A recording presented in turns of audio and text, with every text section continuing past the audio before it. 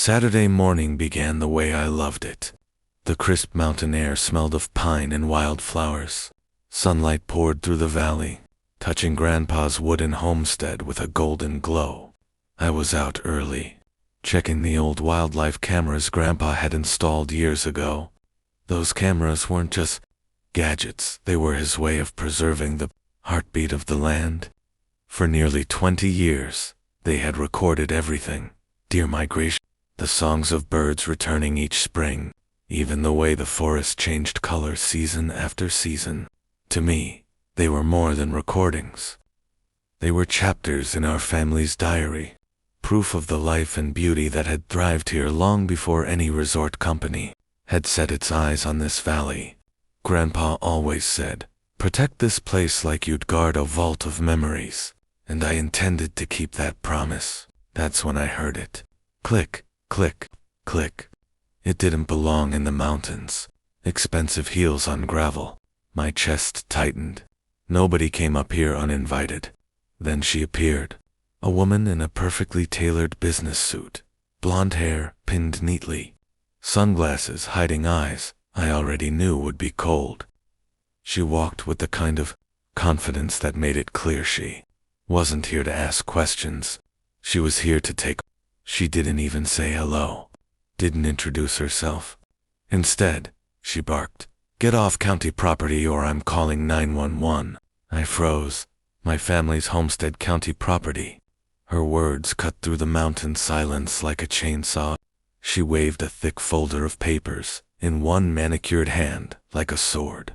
Then, with the other, she lifted her phone like it was some kind of weapon. And before I could even speak, I heard it.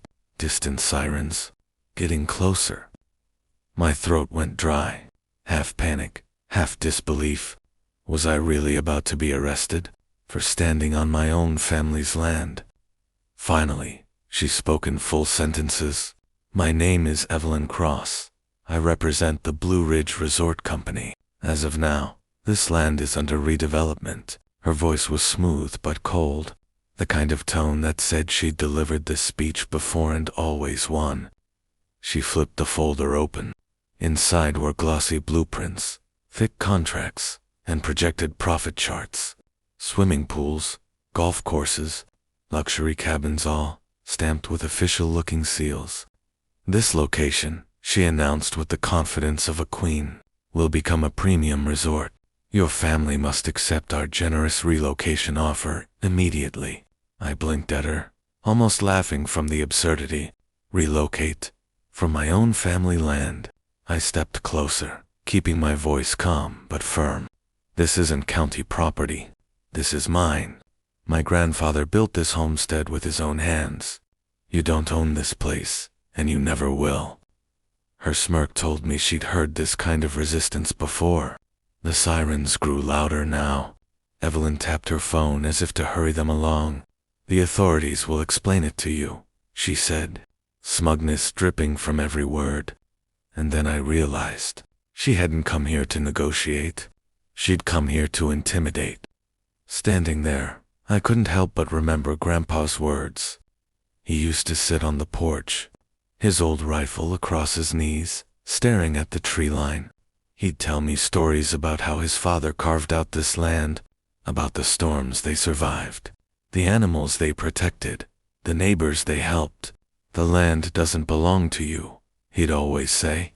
"You belong to it, and it's your duty to protect it." This wasn't just dirt and wood. This was bloodline. Evelyn, however, didn't care. Her blue eyes, sharp as glass, scanned the cabin and surrounding woods not with appreciation, but calculation. She wasn't seeing beauty. She was seeing dollar signs. Her tailored suit, her polished shoes, her expensive perfume, they didn't belong here. They belonged in boardrooms, not backcountry valleys. And yet, here she was, marching into my world, demanding I vanish so she could turn heritage into a playground for the wealthy. I looked her in the eye. "You're trespassing, Evelyn, not me. This land is mine, and your papers mean nothing here." Her smirk didn't fade. If anything, it grew.